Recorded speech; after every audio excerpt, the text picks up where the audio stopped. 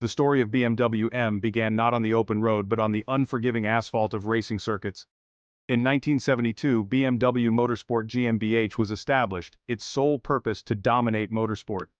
Early victories solidified BMW's racing pedigree, but the company's ambitions extended beyond the track. BMW envisioned transferring its racing expertise to road cars, creating vehicles that delivered unparalleled performance for everyday driving. The result was the birth of the first M-badged car, the legendary BMW M1 in 1978.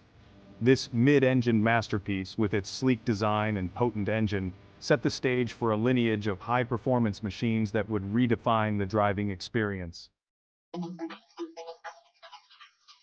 At the heart of every BMW M car lies a potent engine, meticulously engineered for maximum power and responsiveness. These engines, often turbocharged, are masterpieces of mechanical engineering, delivering exhilarating acceleration and a soundtrack that sends shivers down your spine. But raw power is only part of the equation. M cars are renowned for their exceptional handling, the result of a relentless focus on chassis tuning, suspension geometry, and weight distribution. Every element, from the steering to the brakes, is calibrated to provide the driver with an unparalleled sense of connection to the road.